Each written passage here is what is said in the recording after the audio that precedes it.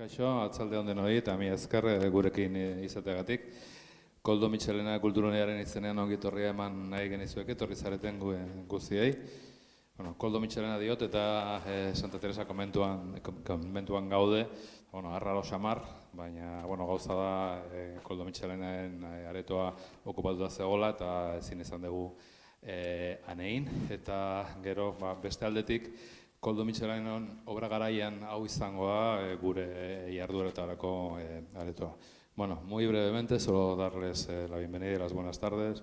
De parte de la bienvenida desde el Koldo Mitxelena Kulturunea, y comentaba que hablaba de Koldo Mitxelena Kulturunea estando en la sala del concejo del convento de Santa Teresa, y que, bueno, si bien es un poco raro, la sala habitual estaba ocupada y hemos venido aquí. Y también hemos querido aprovechar la ocasión porque durante la temporada de obras de Koldo Mitxelena, va a ser o hacer las veces de la sala de actividades, así que nos ha parecido que era un momento bueno, oportuno para presentarlo.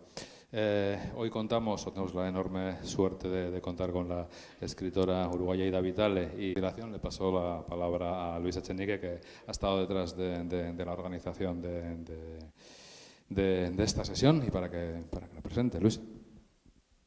Pues muy bien, buenas tardes a todas y a todos y gracias por estar aquí, también a las personas que nos van a seguir a través de la red. Y naturalmente a Ida Vitale es un honor, un privilegio y también una gran emoción, Ida, tenerla esta tarde con nosotros, y le agradezco muchísimo que haya aceptado nuestra invitación, y además en la excelente compañía de Valérie Miles. La voy a presentar yo brevemente porque ella va a ser quien va a dinamizar la conversación con Ida Vitale.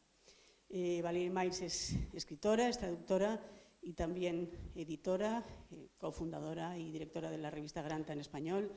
Colabora en medios tan prestigiosos como el New York Times o el New Yorker, más cerca de nosotros también en el país, y es desde luego una referencia en el mundo editorial, no solo español, sino también de fuera de nuestras fronteras.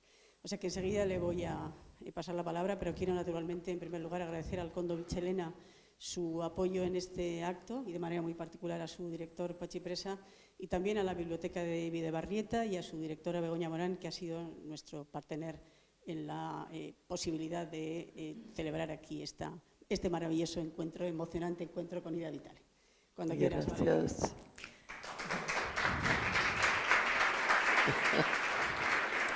Bueno, muchísimas gracias.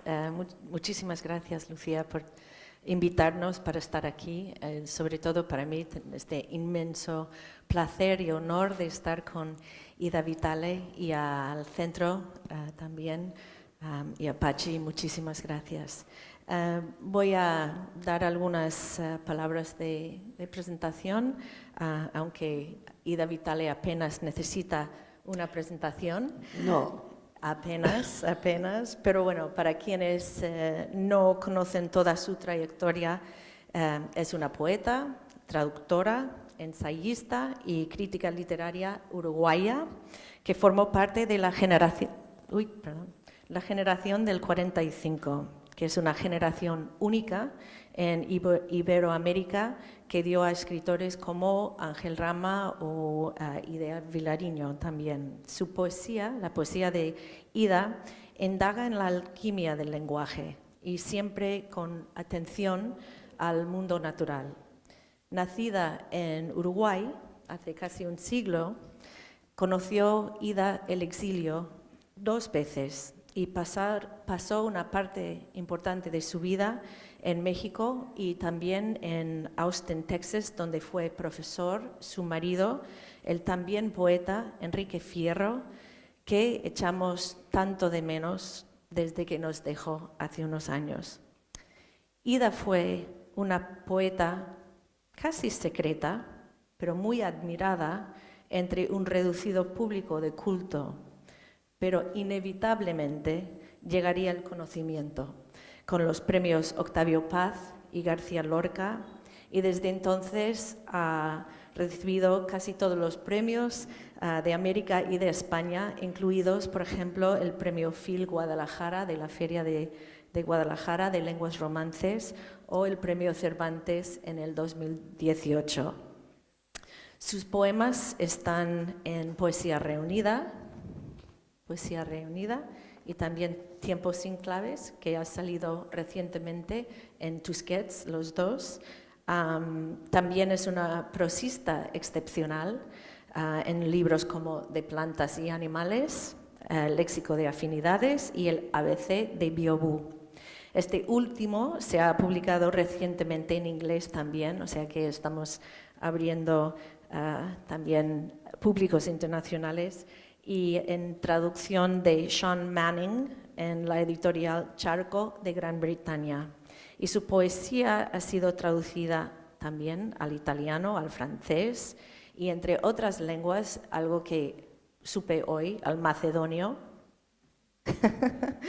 entre otros. Y pronto se publicará en New Directions en Nueva York. Ida también fue traductora, como dije, del francés y del italiano de escritores como Gaston Bachelard, Jules Supervielle, Mario Praz y Luigi Pirandello. Dos grandes referentes en su primera juventud fueron justamente José Bergamín, su profesor en Montevideo, y Juan Ramón Jiménez, a quien trató. Los dos reconocieron de inmediato su gracia, talento e irónica inteligencia.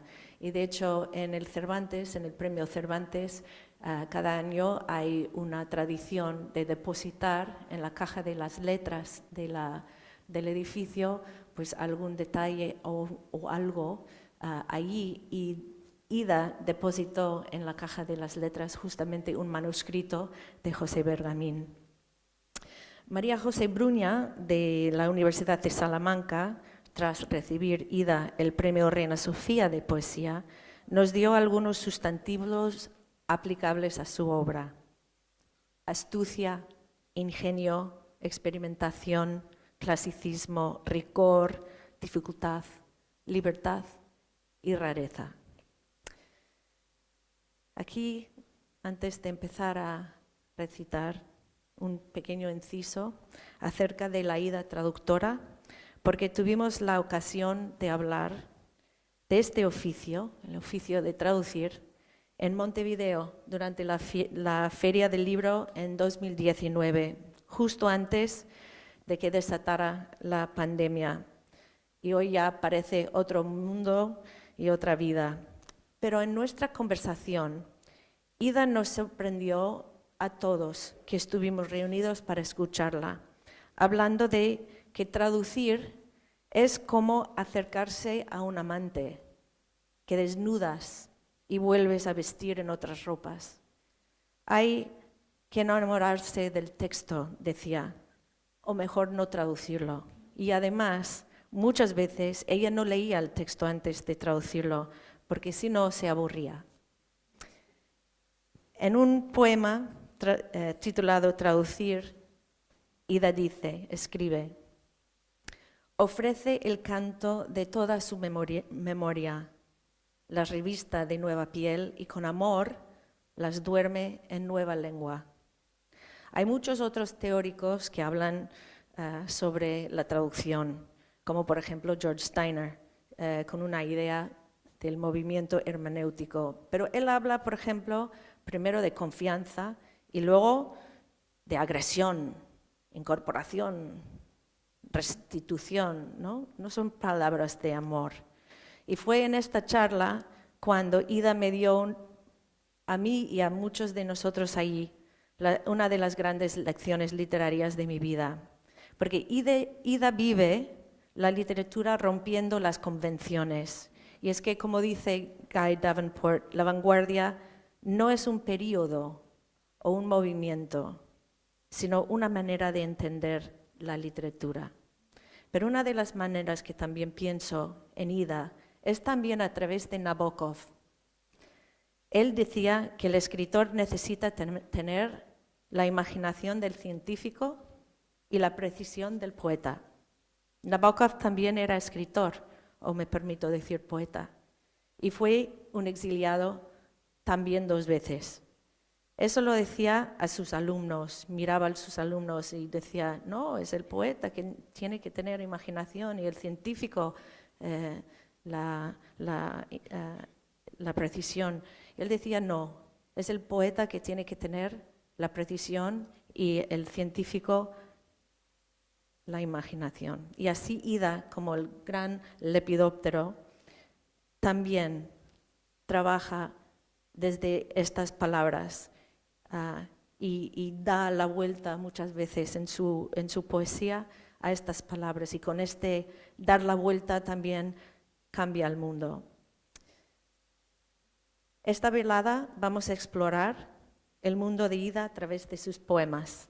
En el principio fue la palabra, y creo que es un buen lugar donde empezar también a conocer la poesía de Ida. Como dice Aurelio Major de la obra de Ida, la lengua es la lengua, la vuelve nómada, la desplaza, decanta y cuestiona. Entonces vamos a empezar a leer palabras. Gracias. Vamos a escuchar a Ida leer palabras para empezar. La página 383. Qué gusto que me mande. No sé si es la misma que tenemos. Es la misma, vale. Página 383. Y luego nos contará, pero primero vamos a escuchar. Perdón por ser lenta. Bueno, a la palabra. La palabra, expectantes palabras, fabulosas en sí, promesas de sentidos posibles, airosas, aéreas, airadas, ariadnas. Un breve error las vuelve ornamentales. Su indescriptible exactitud nos borra. A ver, no. Esta es una de los poemas que más se cita, yo creo, ¿no? ¿Qué más? ¿Se cita? No sé. No. Que siempre se pide que leas. Es Bueno. una de los poemas muy queridos del repertorio. Bueno, de repente alguien que está en contra, que quiere discutirlo. Pues quería también pedir que leyeras 2 poemas para dedicarlos a un grupo de traductores que nos están escuchando esta noche y que han trabajado mucho en tus poemas, justamente en 2 poemas tuyos. Uno es Accidentes Nocturnos, que reconozco que es uno de mis poemas preferidos, que es la página 31. 31 de aquí.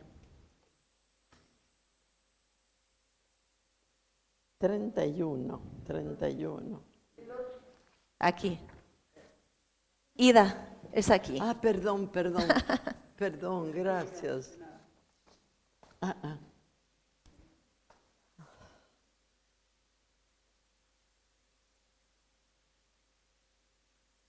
En realidad se llama accidentes nocturnos, pero son accidentes de toda ocasión, de todo momento. Palabras minuciosas, si te acuestas te comunican sus preocupaciones. Los árboles y el viento te argumentan juntos diciéndote lo irrefutable. Y hasta es posible que aparezca un grillo que en medio del desvelo de tu noche cante para indicarte tus errores.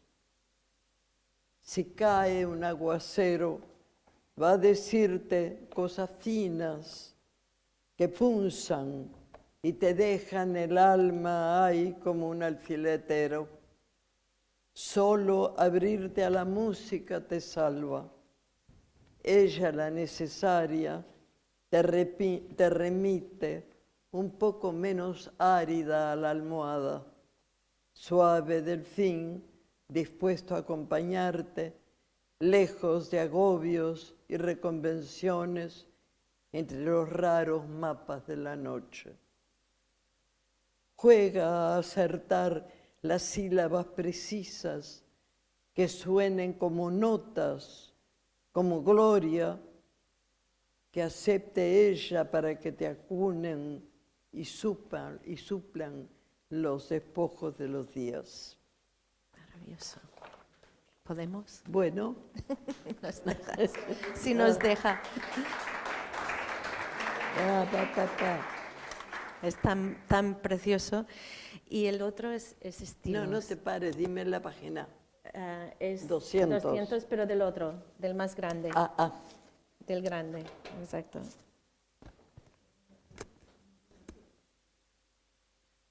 ¿200? ¿200 estilos? Sí.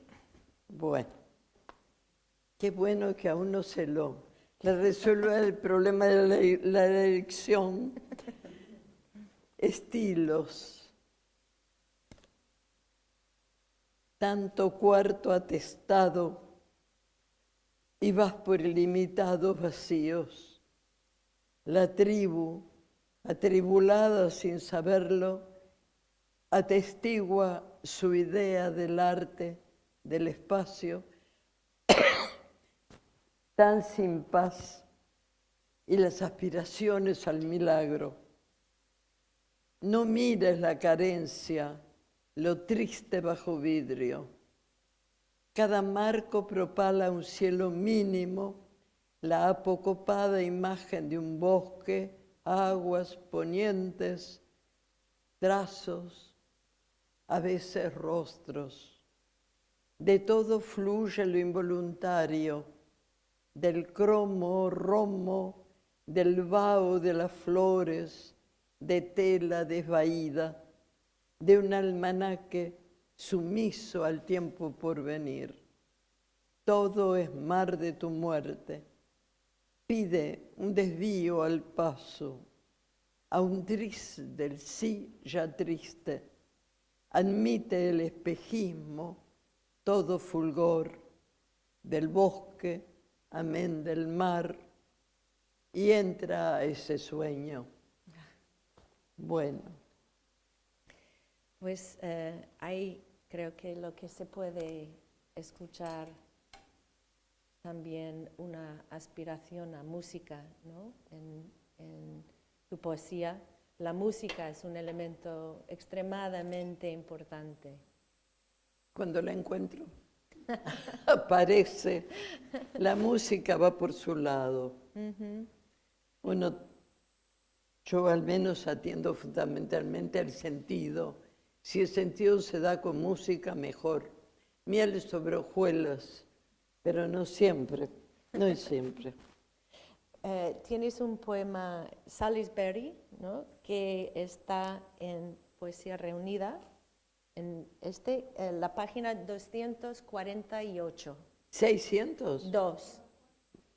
248. Ya me parece que 600 no había. Iba a ser difícil llegar ahí. 248.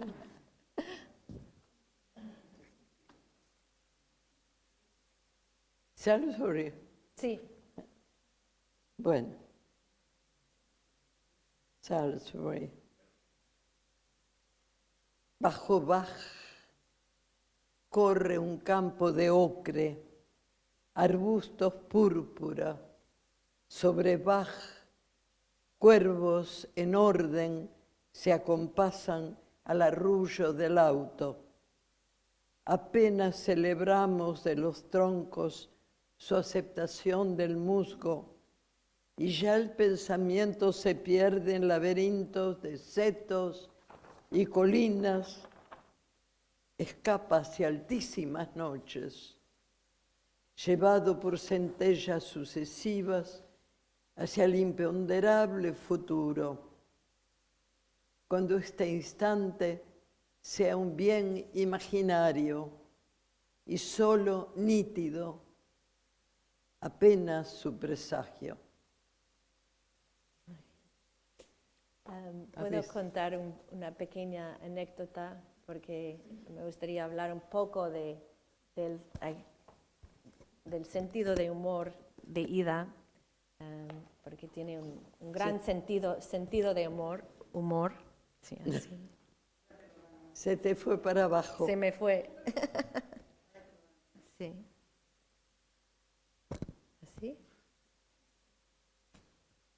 Sí, quizás cuando me levanto. Ah, ahí está. Bueno, contaré una pequeña anécdota porque vamos a empezar a hablar un poco del sentido de humor de Ida. Hoy hemos estado paseando un poquito por la ciudad y es imposible dar 3 pasos sin que Ida esté parando para ver un árbol, para ver un pájaro, para ver algo, unas hojas aquí, unas cosas ahí, pero también está como poeta de la palabra, siempre pendiente de las palabras, ¿no? Y ha estado probando euskera también, ha estado a lo largo del día mirando esto, ¿qué dice esto? ¿Esto qué dice esto? ¿Esto qué dices? Y estuvimos pasando por una calle y dice, esta palabra es que tiene mucha fuerza. ¿Qué quiere decir esta palabra? Es que tiene que ser algo como de autoridad. Y digo, sí, es el chancha. O sea que ya está entendiendo algunas partes, ¿no? Pero una persona Bueno, así, entender ¿verdad? el vasco es un sueño imposible. Para mi reencarnación voy a pedir que venga, que sea acá. Acá, exacto. Y esta belleza de lengua que tiene una sonoridad, ¿no? Tan preciosa. Bueno, vamos a pasar un poco al humor, como decía, porque Ida se le conoce, entre otras cosas, por su finísimo sentido de humor, la ironía cortés, refinamiento del candor, la lengua, como digo, las posibilidades lúdicas, poesía como conocimiento, emancipación, independencia. Ella escribe, existen muchas especies de amor, el más sutil es el que se aclimata en el misterio. Pensé, quizás podríamos leer en TSC, en Tiempos sin Claves, que es el pequeño.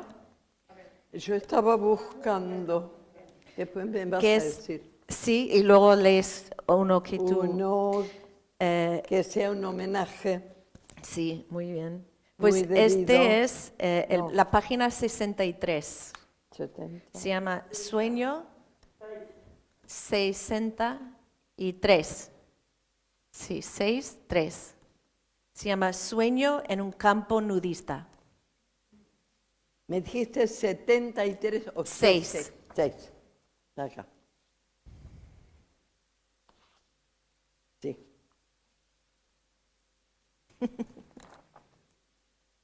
Sueño en campo nudista. Lo eligió ella, ¿eh? En Jungborn, en el Harz, hay colinas y un prado, y en lo verde cabañas.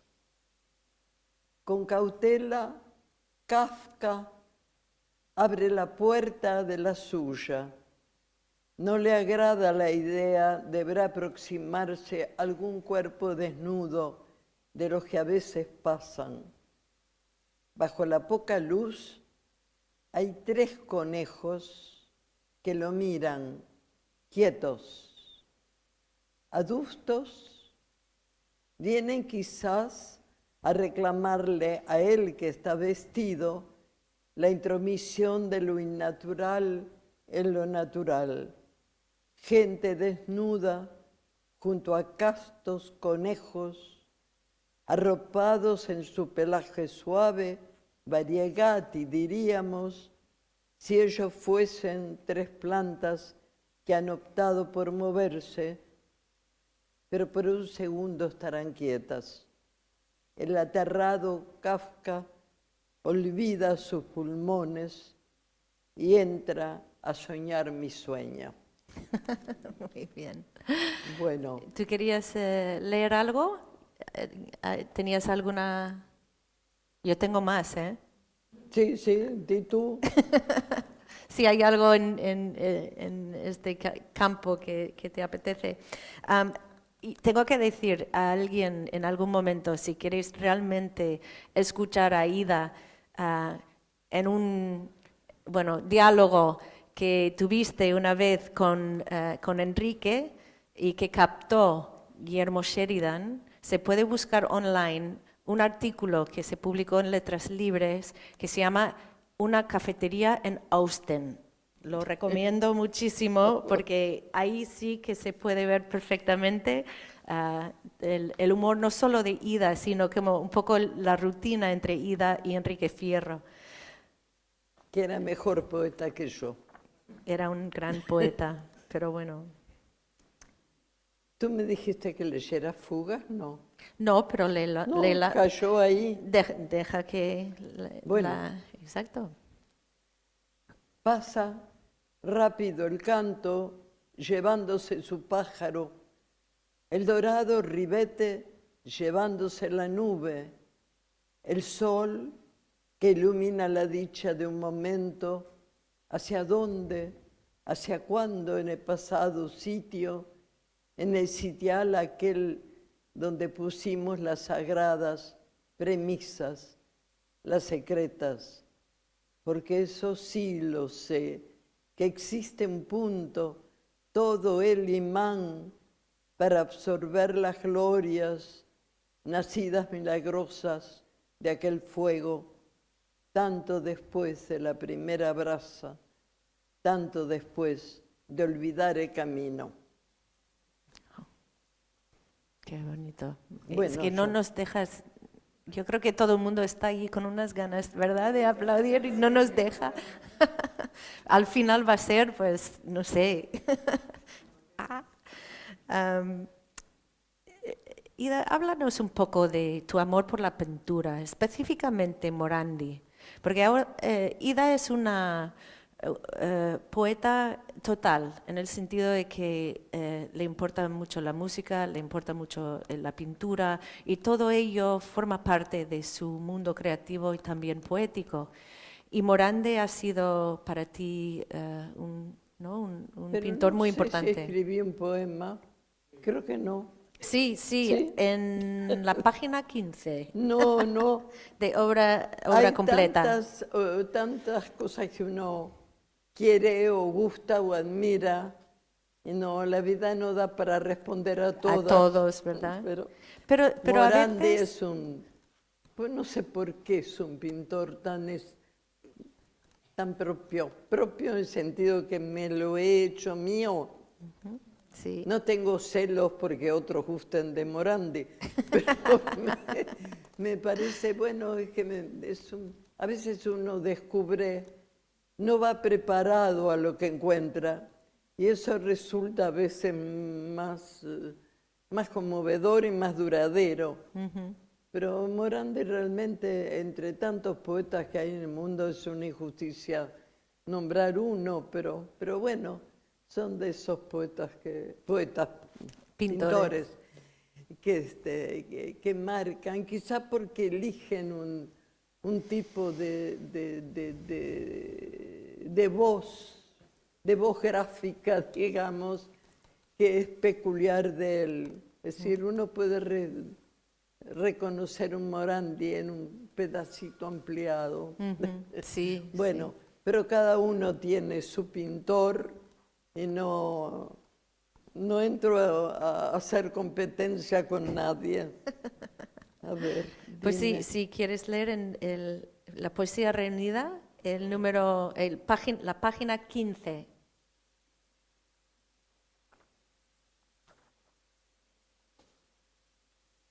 ¿La habré escrito? Sí, acá está. Ah, un pintor reflexiona. Bueno, es largo.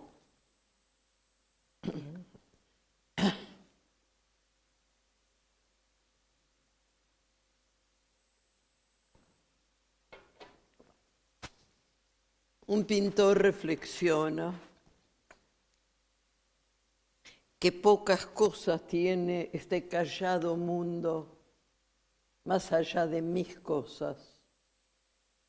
Está ese sol que incendia las paredes vecinas, los cables del tendido.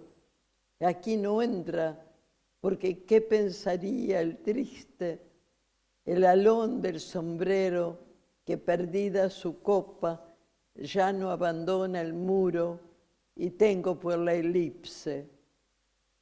Y las flores de trapo que pintadas soñaron con ser frescas y hermosas y sobreviven mustias, ¿qué dirían mis eternas? Mis ocres, lilas, rosas, mis marfiles cejados por sombras que entretejen mis líneas adivinas, son en su quieto reino. No importa el sol afuera, que le baste Bolonia y el ladrillo ardoroso, y en mera luz y sombras me deje entre mis cosas. Ya nos encontraremos si en el pequeño parque pinto y pienso en Corot. Voy a ser aún más leve, en leves acuarelas últimas que precisen el paso de las formas por la bruma, que sea un color suficiente. Pintaré un mandolino que acompañe la danza de mis disposiciones entre sí, con sus sombras, con luces y con trazos que sutiles abrazan mis objetos amados. Y ya toda Bolonia será de un suave rosa, sin precisión alguna, sobre el fatal hastío, sí, decimonónico, de lecheras y henares, gallineros y cielos. Cerca de mis hermanas viajaré por mis cosas. Bueno, le di voz abusivamente a un poema, a un poeta, para hablar mal de los otros, los otros boloñeses. Bueno. Y abajo. sí, ha caído otro así Ahí, por el azar, hay que dejar pasar también. Aquí tocó que hay varios poemas a pintores. No sé. Es una parte, sí, muy importante, bueno, al menos de pensar, ¿no? De pensar los estilos, ¿no? De la pintura y plasmar de alguna es alguna que manera. en la misma medida que soy totalmente incapaz de pintar un pajarito, admiro mucho a ciertos pintores, ¿no? Y evidentemente llegará su momento. Lo leí, El sueño en el campo nudista. Sí, lo acabamos de leer, sí. Ahí estaba Kafka de testigo. Sí. Bueno. Pensaba quizás podríamos, como, bueno, tenemos la suerte de un testigo, de haber, o sea, de tu gente, de Octavio Paz, de Onetti, de las personas que han jugado, ¿no? Papeles importantes en tu vida. Si nos podrías hablar un poco Ninguno de los dos pretendió jugar ningún papel en mi tipo vida. de papel. Tuve la suerte de estar cerca, de ser testigo, más de Paz que de Onetti, porque Onetti, aunque fue un escritor uruguayo y nada encerrado en su mundo, pero bueno, a veces toca que claro, yo lo leí con enorme devoción y después vivía pensando, esto es una situación de Onetti.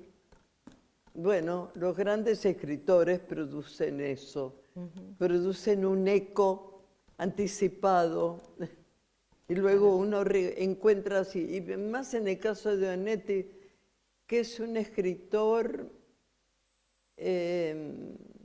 un poco maligno, diría yo, no es claro, siempre las verdaderas intenciones de Onetti están un poco escondidas. No sé si él quiere que realmente nos demos cuenta, porque en general las intenciones de Onetti son duras de llevar. es un escritor muy, muy claro, pero también tiene un trasmundo muy especial, muy especial. No sé, Onetti, hay quien tomó como modelo, porque en general todos toman un modelo cuando empiezan. Y en el caso de Onetti fue daba un mundo bastante oscuro, bastante, no perverso, pero difícil. No es un escritor ni alegre ni claro, donde incluso escritores contemporáneos de menos peso quizá, le ganaron terreno por eso mismo, ¿no? Porque no cualquiera está preparado para soportar la literatura de Onetti. Es muy En dura. fin, pero es estupendo, es estupendo. Pues, ¿nos quieres leer Onetiana? Que Onetiana. está allí en la página 324.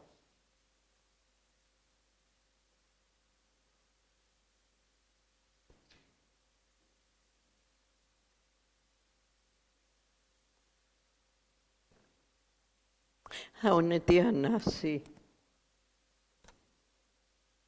Bueno, no sé si este poema da Onetti, porque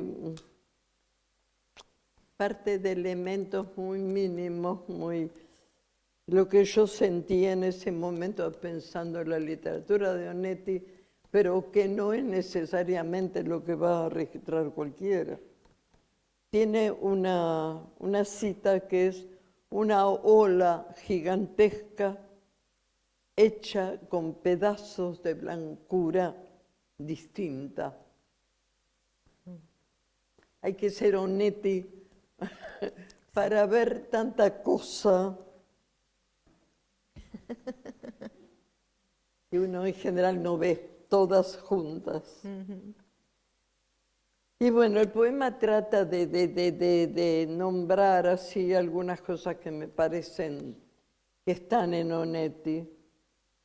Fárrago, guerra, ráfaga, tránfuga, suerte, toda la vida una única, árida, playa vacía en la que no rompe la buscada, la mágica ola. Celebro el resplandor y el viento, mido el milagro. ¿Cuánto es justo pedir? Mido el fragor del milagro. ¿Cuánto este mundo nos debe? Mido milagros y admito que toda la vida es su deuda. Quizá Onetti da sobre todo la sensación esa de buscar detrás de lo aparentemente árido o más duro de la vida, buscar otra cosa, buscar el milagro, buscar lo que nos saca de...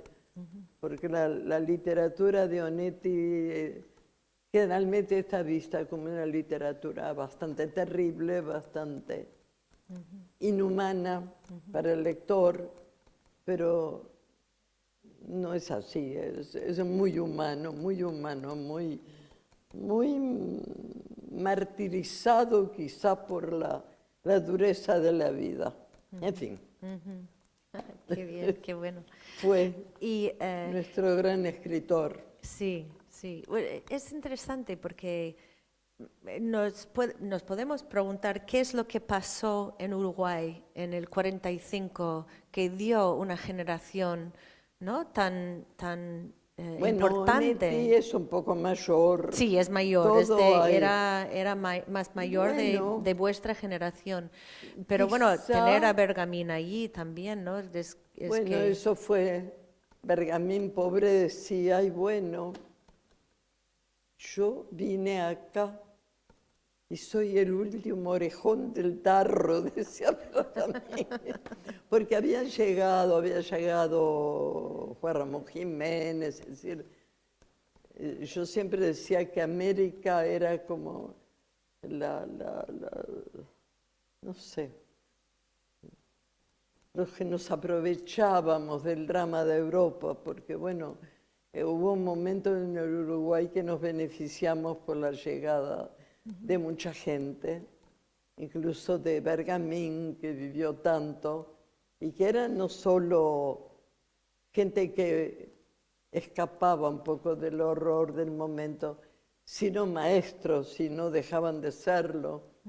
Y eso era muy, para nosotros que estábamos hambrientos de eso, porque, claro, el Uruguay que podía haber sido el que podía haber sido maestro no abusaba de ese título. Entonces, bueno, la llegada de esa gente nos dio mucho, ¿no? Es injusto pensar que fue gracias a una guerra en Europa, pero bueno, es verdad. Y muchos se quedaban y, claro, Montevideo, al lado de Argentina, es no sé,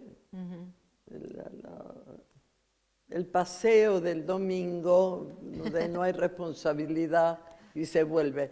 Pero muchos llegaban y se quedaban, quizá porque estábamos muy hambrientos de maestros.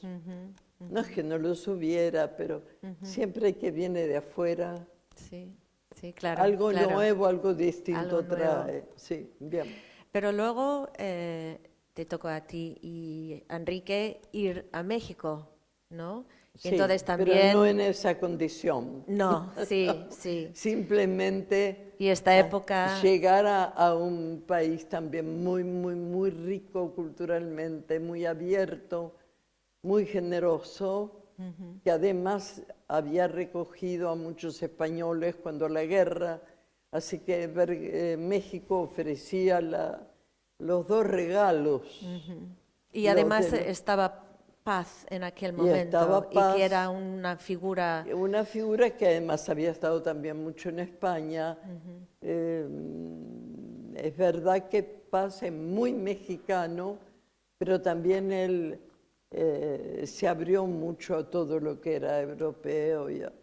Bueno, es decir, uno siempre está buscando un maestro. Sí, claro, sí. Y una persona como Paz, que además tenía sus revistas, sus admiradores, era que se nos abriera mucho.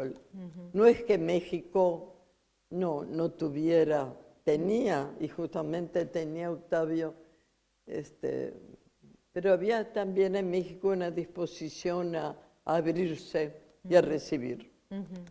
Sí. Y en España una tendencia a movilizarse en un determinado periodo. Sí, No, sí. bueno, todo, en realidad uno tiene que aprovechar todo lo que el mundo tiene a espera de que lo usemos. Sí, y es interesante que comentaste esto de la revista, ¿no? Porque evidentemente había vuelta y Claro. también plural, pero también en Uruguay con Idea Vilariño, la poeta, Sí. Y otras personas, había las revistas, también varias revistas, Clinamen y otras revistas que estabais trabajando, ¿no? Sí. Y la importancia de las revistas como lugares para los escritores a reunirse, a debatir, a escribir. Los diarios tenían una sana costumbre que luego perdieron, que fue tener páginas literarias. Había una página de uno iba a encontrar un cuento. Todavía Argentina a veces tenía una página especial los domingos, en fin, un poco más organizada. Pero bueno, es que el problema de la cultura del Uruguay es que ya había pasado el momento bastante, no diré esplendoroso, pero bueno, para lo que vino después, bastante dador por usar un título ajeno. de Nabokov, Dado- casi, la dádiva. Y uno se acostumbraba a encontrar un poema, un cuento en los diarios. Sí. Después eso pasó. Cuando vino la crisis y la crisis de papel, cortaron por lo sano y se eliminó un poco esa Por lo imagen insano, cultural. podríamos decir casi, ¿no? Pero eso creo que es muy formador, porque digo, el diario no está hecho para los niños, pero llega una edad, un momento en que uno ya no es un niño y puede encontrar en los diarios viejos o en los diarios actuales una cosa distinta. Claro. Bueno, eso se eliminó, Sí. desgraciadamente. Sí, qué pena, ¿verdad? Y en Pues, un país que no tiene mucha revista, claro. Sí, Porque- no, porque las revistas muchas veces demuestran, Claro. ¿no? que hay una La que hay revista- un ambiente sano, ¿no? O al menos hay Sí. muchos escritores trabajando y tienen donde publicar y donde los escritores como más asentados pueden Claro. experimentar nuevas formas y debatir y que hay Pero la hay revista movimiento. suele ser un poco el sueño de los que empiezan, Exacto. del grupo que empieza. Y en general es un sueño que se termina pronto, porque Sí. una revista tiene que estar sostenida. Sí, sí. Y es entonces, o difícil. tiene avisos, y entonces ya es otro tipo de revista, Sí, o tiene carencias, que es lo efectivamente. más normal, es lo más normal. ¿Y qué tal si nos lees en la página 253? ¿Cuál primera? 253.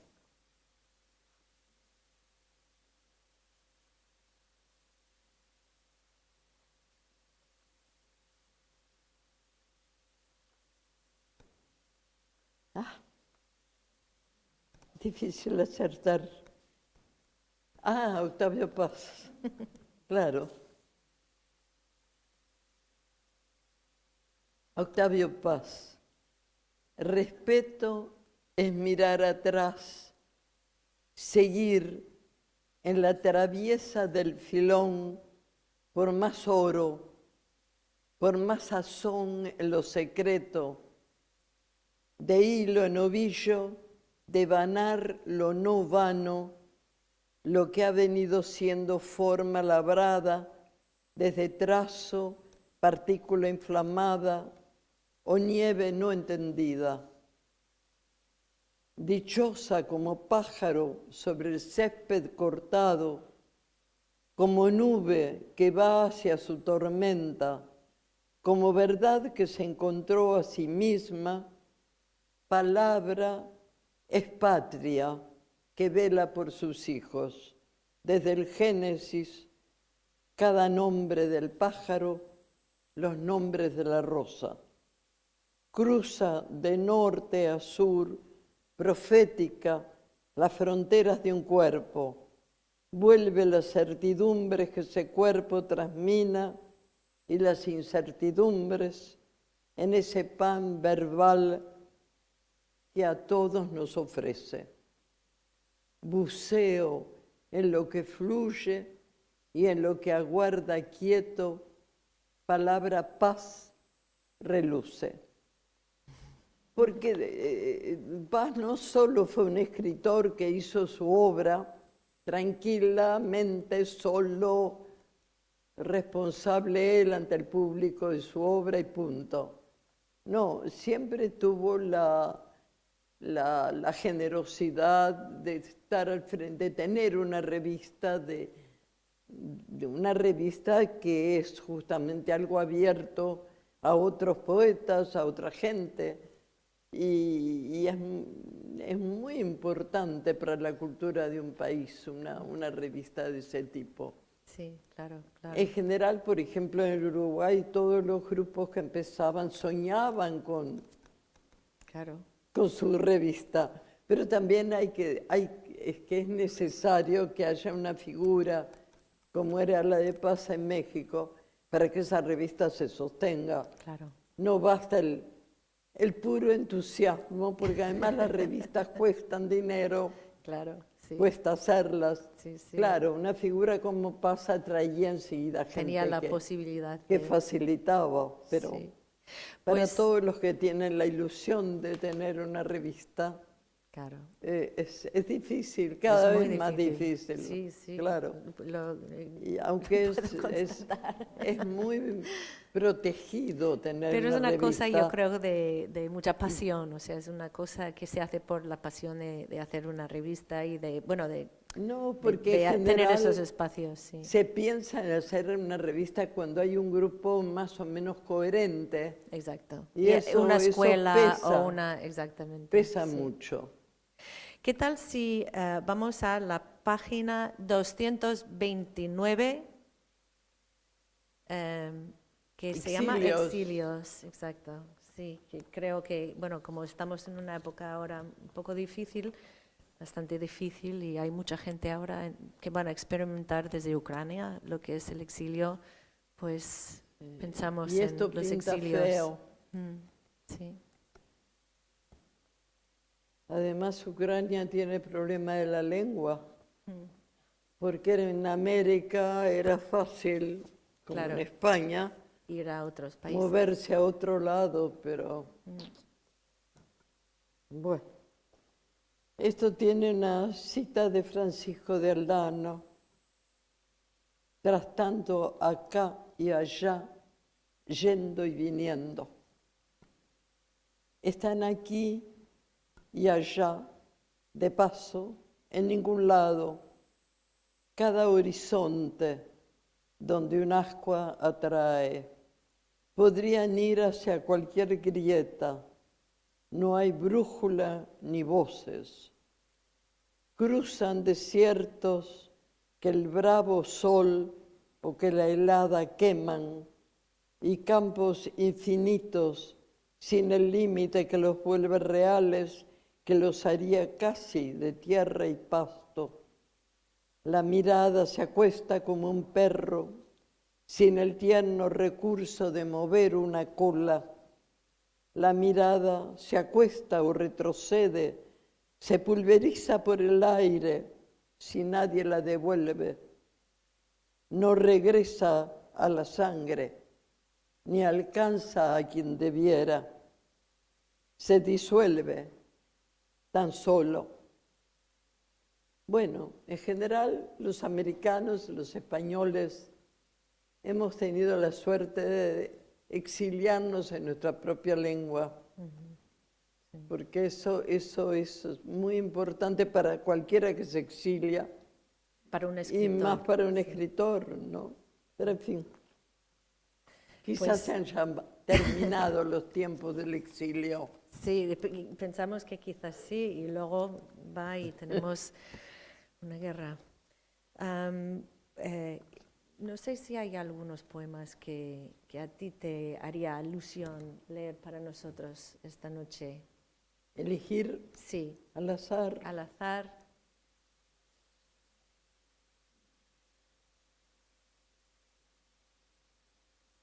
O también de Tiempo sin clave. Ay. Gracias. Tiempo sin clave también, que es, si querías también de este, Bueno, como es el que acaba es recientemente publicado en Tusquets.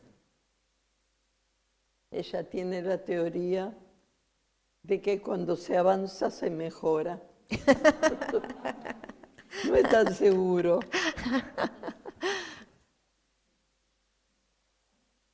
A ver. Bueno.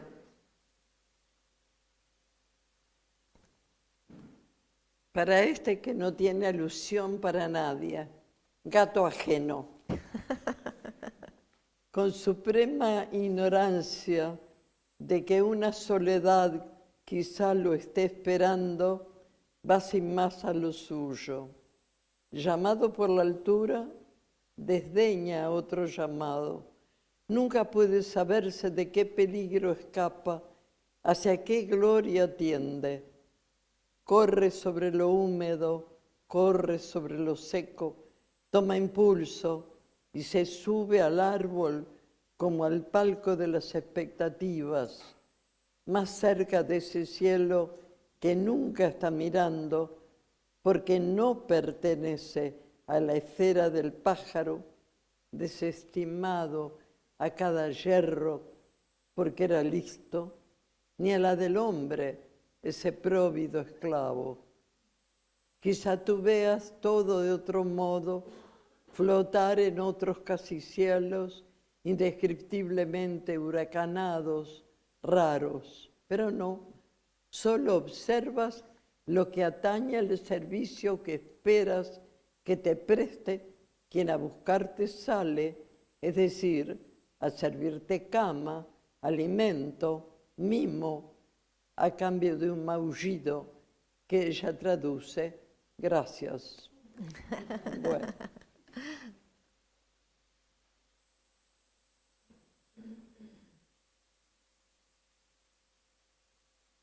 ¿Leo otro? Sí, yo creo que queremos Bueno, otro que no tiene ¿Sí? nada que ver con el gato. Nostalgia del dodó. Tengo nostalgia del dodó. No extraño algo ficticio, casi un mito, aunque se olviden de él de los diccionarios.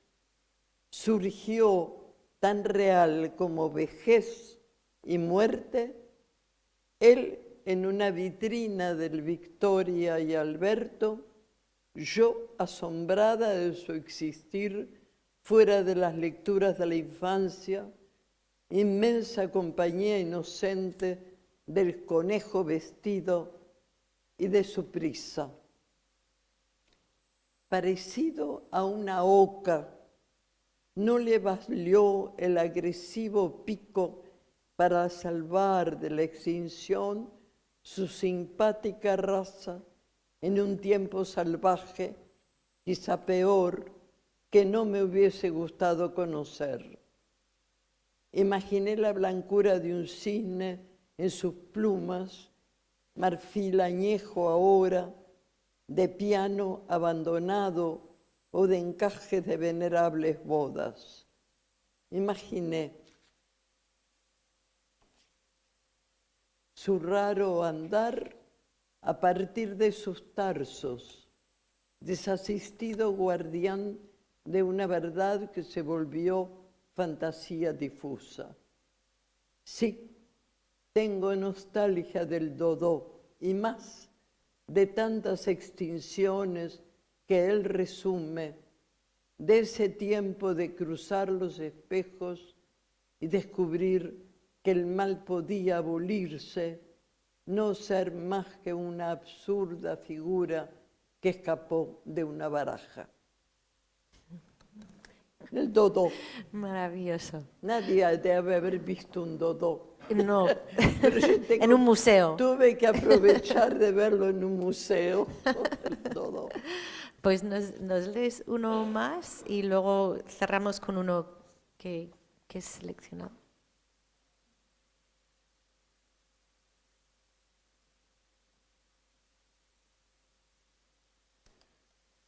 A toro pasado, ahora es ayer, cuando te imaginabas contra la gala real del cielo abierto en calma.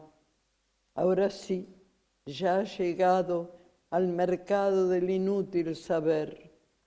Inesperados ámbares rezagan un fósil de otro tiempo, llegan sueños, recuerdos analgésicos, sensatos, pero solo algo como algas queda escurriendo de manos que ignoraron siempre el arte de asir el bien que huye.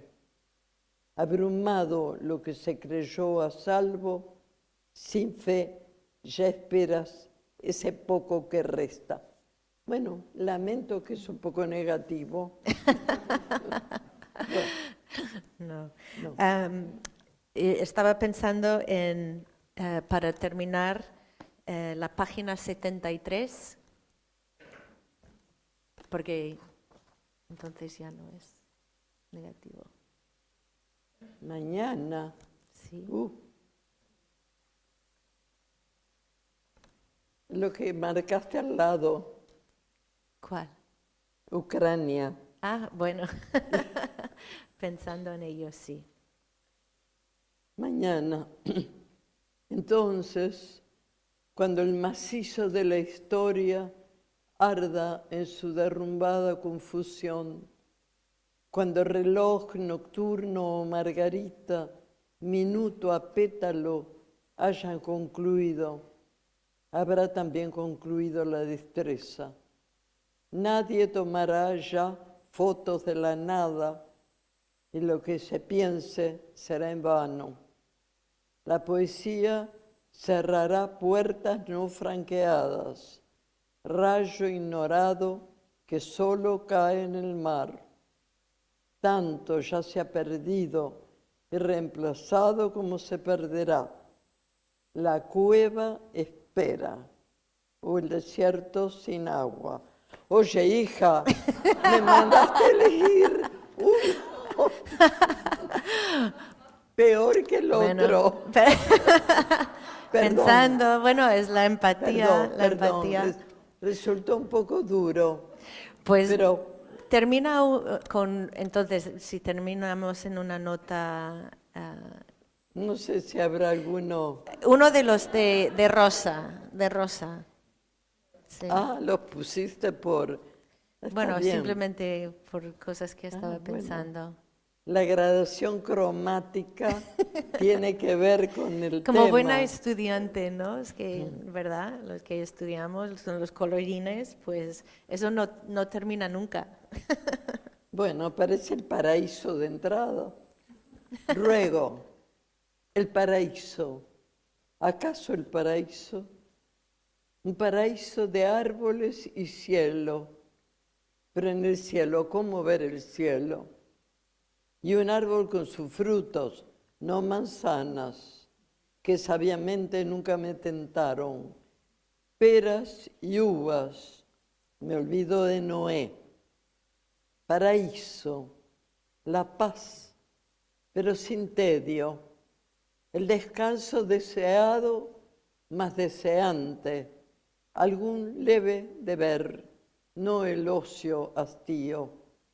Por allí no se aceptan animales, ni una triste tortuga solitaria en aburridas invernadas sabia, y un perrito pequeño sin pecado.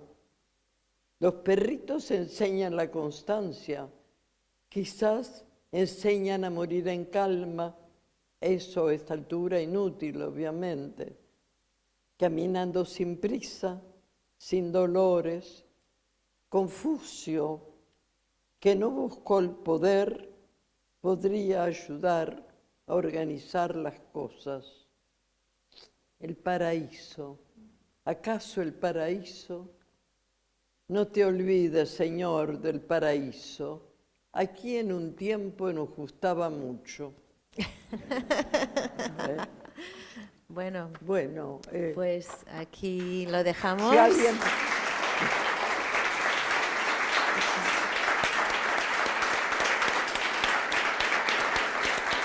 Por la paciencia. Gracias.